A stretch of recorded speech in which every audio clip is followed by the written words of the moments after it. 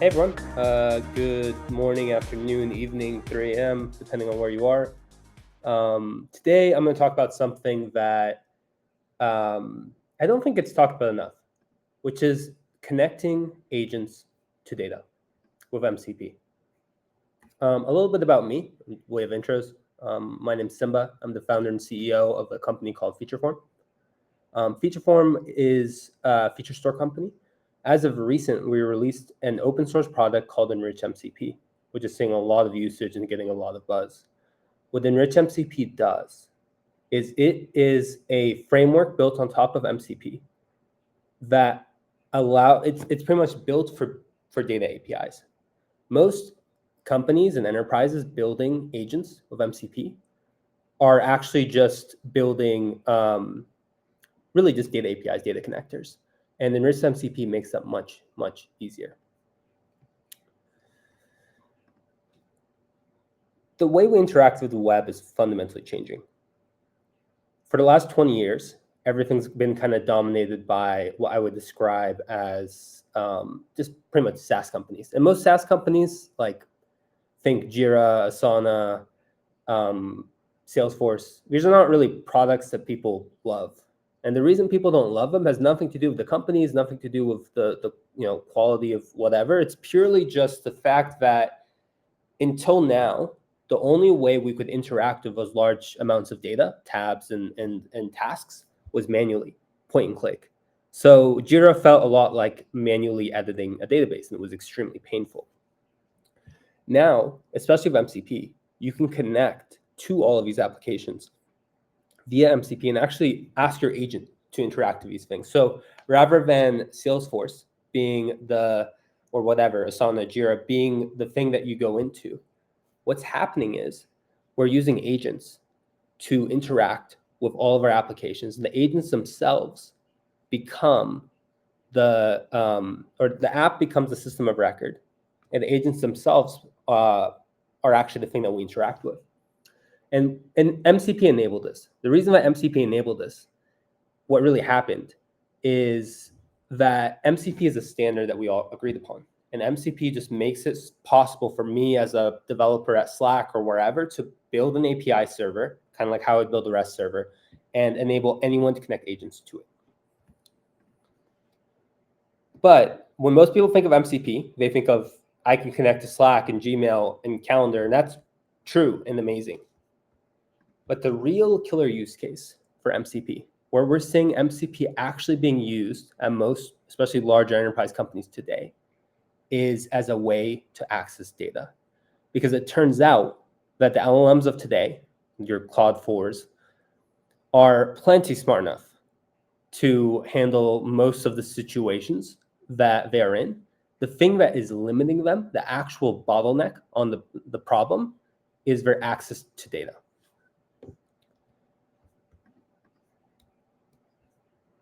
When I say data and LLM, the first thing most people think of is RAG, which makes sense. RAG has its use case. But the thing is, for a lot of situations, a lot of problems, and a lot of use cases, RAG kind of sucks. I'll give you an example. Let's say I'm building a customer support bot for, I don't know, let's say you're DoorDash. And someone asks, why is my DoorDash taking forever? If you do RAG, you'll typically build RAG on top of your help center or something similar, some sort of like set of documents that you have internally to handle support. And so what RAG will do, you will search for relevant paragraphs based on the user query, which is that your DoorDash is taking forever, and it will put that into context and allow the LLM to generate a response. So what you'll end up with is a user asking, why is my order taking forever? And their response will be, here are common reasons for delays. As you can imagine, that is an awful experience as an end user. So the thing is, it's not like the LLM wasn't smart enough to solve this. The problem was that the LLM did not have actual access to the order data, the dash data, the restaurant data, anything. So it just had to do the best it could. And what is really happening is that most LLMs are essentially just glorified summarizers. the idea of agentic enrichment, some people call this context engineering. It doesn't really matter what you call it, but the concept's all the same, which is you need to connect your agent to data sources to enable it to find the relevant data it needs to optimize your context and solve for a response. So if someone asks, why is my order late? You need a way to access data wherever it is, whether it's behind an API, whether it's in Postgres, wherever it's in Salesforce, whatever, get that data and then feed it into context to be able to actually solve the problem at hand. So in the case of someone asks about an order, you can get the order data. This is how things should work. And how this was done historically is with tools, but MCP provides a data API. Like, it allows you to build a data API to actually solve this.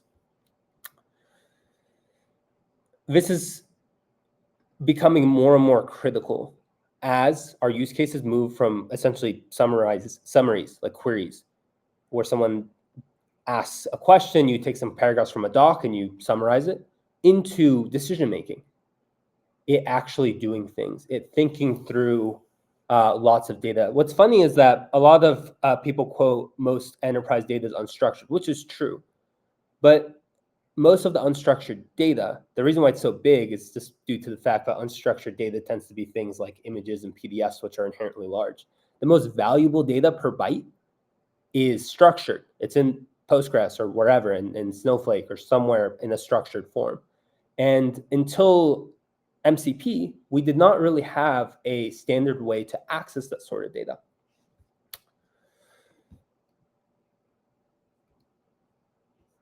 So this isn't a new concept in a sense. Like, a lot of companies have come to the realization of everything I've said.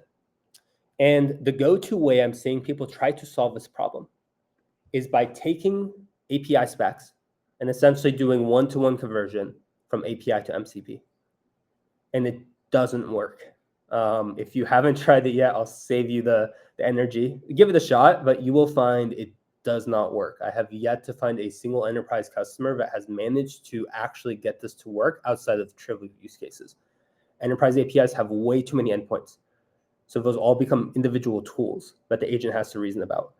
Those API endpoints tend to have many, many, many parameters and lots of customization because they're built for developers. Developers benefit from having a ton of parameters, right? Because I can look and choose the ones I care about. But as an LLM, it can get completely inundated with just the amount of stuff it needs to reason about in one shot. What you'll find is that for building MCP servers, the most important thing is optimizing the descriptions. And it turns out that API docs and open API specs, which again are built for humans who typically work at the company and can, ask questions and reason about things, they're not really built for LLMs. And so they don't really work very well. And then finally, authorization just inherently works differently for agents. The way you set up your auth and auth-z stuff for LLMs, for your API, may not map or may not really make sense for agents. You probably want something a bit higher level.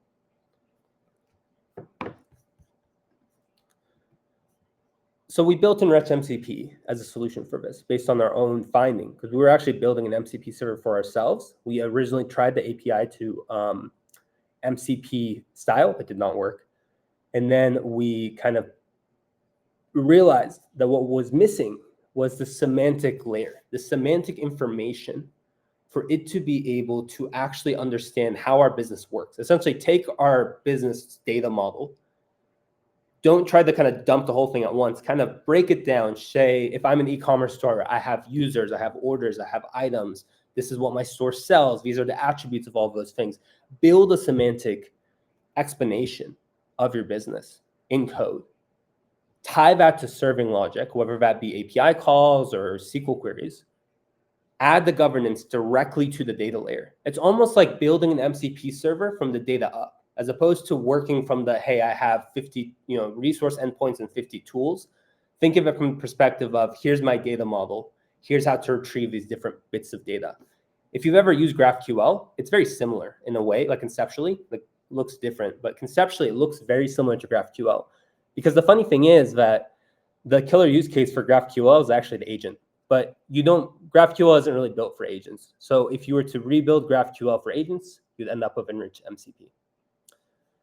It's open source.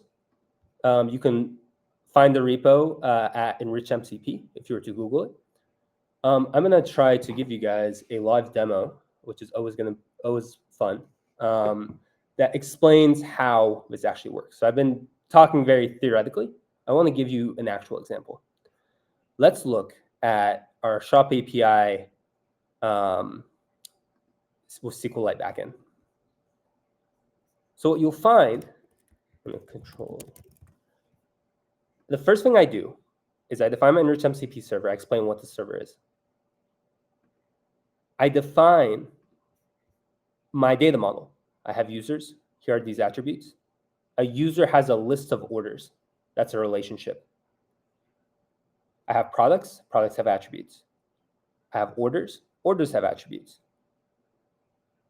For all of the relationships, and at the top, I create resolvers to define, here's how you would resolve, pretty much like almost like double clicking in. I'll make this a little bigger. I just realized this probably looks kind of small. So resolvers let you double click in so that you can see more information if you need it. This, once you run this, if you run this code, you end up with an MCP server. This all gets converted to MCP. And so I'll actually connect to that same thing. And I'm going to show you how that looks. So the first thing that's kind of interesting is we generate this call called explore data model that we give to the LLM. Oh, I'm sharing the wrong tab. So I'm opening the MCP inspector now. The MCP inspector is just a way to be able to look at tools manually, just so you can understand what's actually being created. One of the first things that we generate is this explore data model. This is completely generated by the framework itself, and it is able to show, if I run it, it creates and describes to the model all the information that it needs to understand the business and the business's data model and what calls to make. All those resolvers, all those calls, those lists, those gets, they all become tools. They're all structured. That structure gets shared with the user. The parameters can be well-defined. This enables the LLM to actually work. If you build this from scratch with just building MCP tools, you can kind of take this and rebuild all those things. What you will find is that you will end up copying and pasting a ton, and you likely will end up with a very unoptimized set of tools and tool descriptions. The nice thing that we found is by being opinionated and forcing you to think of the data first, things tend to work a lot better. So maybe I'll give a live demo of it running with Claude real quick. So to do that, I'm going to have to move this over to Claude. And I will share Claude. So here I have Claude. I've connected Claude to that same thing I showed you earlier, the EnrichMCP shop. I'm going to say find fraud transactions in my store. The first thing Claude's going to do is it's going to go through that data model that we talked about. It's going to understand what it has access to, how to use those things. It will actually work its way through all the gets and the lists, and it will, here it's like it gets the user, then it gets the products for that order that the user made, and it's kind of digging its way through the semantic graph to be able to resolve and find the information it needs, and eventually it finds a fraudulent transaction that I hid in the data. So it's wild how well it works if you kind of start with the data first. That's kind of the big learning that we had, was that if you start with your data first. The last thing I'll share is that we had a case study done with a large Fortune 500 customer. They found that none of their MCP servers were really working outside of contrived examples. When they moved them all to EnrichMCP and started with the data first and created that semantic model, things came together cleanly. And it was the first time they'd really seen the magic of MCP, kind of like that demo I showed you where it just kind of worked. They didn't have to massage it. They didn't have to like kind of really tune the system prompt to make it call the right tools in the right order for the demo to work. It just worked. And I think that's the magic of EnrichMCP. It is open source. Everything that I've shown you is free. Anyone can use. We even have integrations into things like SQLAlchemy. We have memory built in. We have a variety of different concepts inside of EnrichMCP that work. Awesome. That's all I have.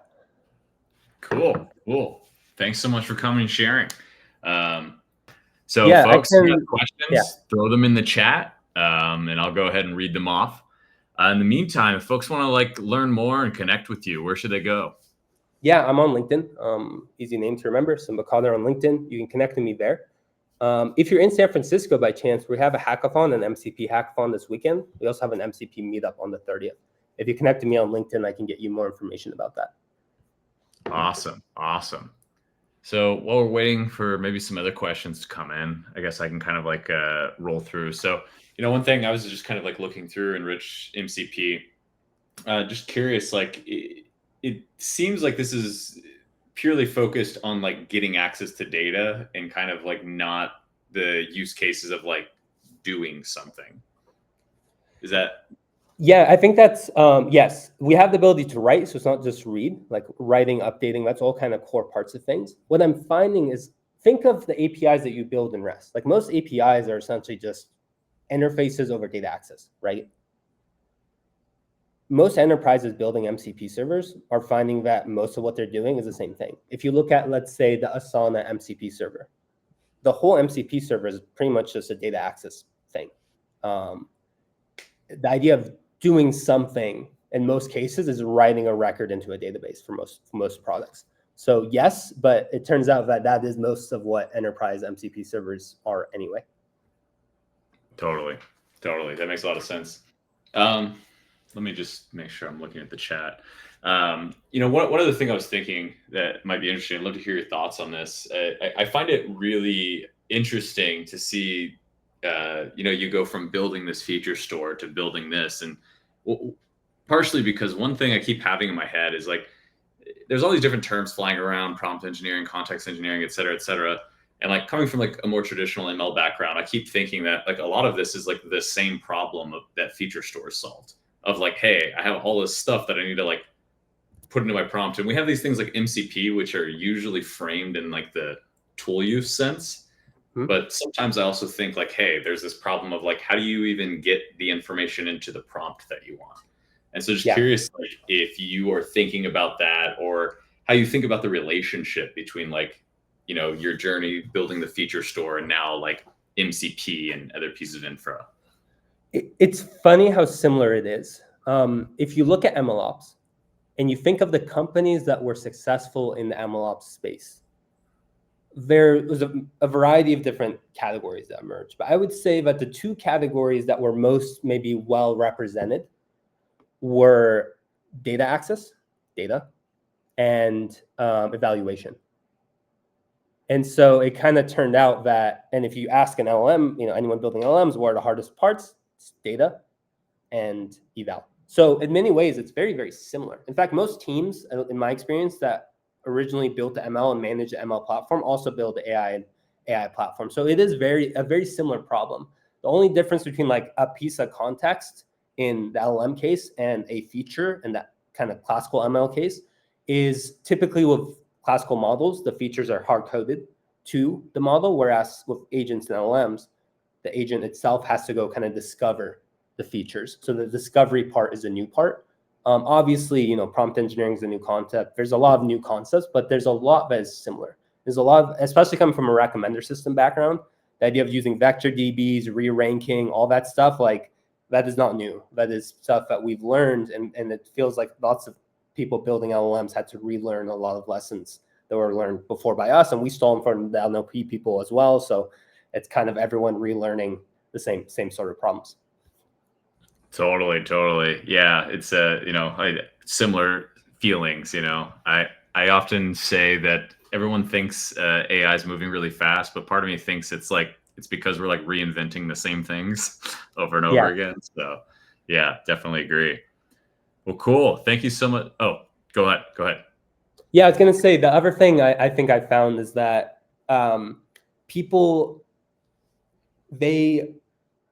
things are moving really quickly because there's a lot more hype than there is actual growth and substance. And I don't think that's like, this is all hype, by no means. But what I think is happening is when something kind of works, people blow it up to be like, this is going to change. Like MCP is a good example of this. MCP is a massive step in the fact that we have a standard protocol.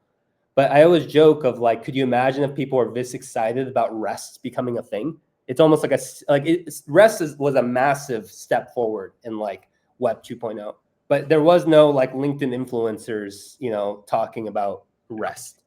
And so I think there's a lot of noise, and the noise is because this is so transformative, but I think there's a lot of people just trying to figure out what's happening, which is why I think conferences like this are so important to like share ideas and figure out what's actually working and not working. Totally agree. Yeah, the whole day has been very information dense. And you know, your example of hype reminds me, like right before your session, we were looking at some memes, and there was like this one that said like, there's a lot of posts you'll see on Twitter that are just like, I vibe coded an app that teaches coding to dolphins, and now I have 12 mil ARR. You know, I'm only 9 years old, and it's like, you know, there's just like this level of hype that's just like, I look at a lot of these posts and I'm just like, I know for a fact the thing you're showing doesn't work the way you're showing it, you know. But yeah, there's a lot of fake demos too. There's yeah. they're not fake, they're demos, but I think there's a lot of big steps between demo and reality, and I think that that's part of it. I also think that because this is so transformative in general, you see these like massive growths of companies that kind of are in the right place at the right time. But it's just the amount of movement and transformation, it's like nothing I've seen before, to be honest. So I think it creates a lot of opportunity, but it also creates a ton of confusion. Totally. Awesome. Thank you so much for your time. Remember, folks, if you want to connect, reach out to him on LinkedIn, Simba Khadder, and also check out EnrichMCP on GitHub. Awesome. Thank you. See ya.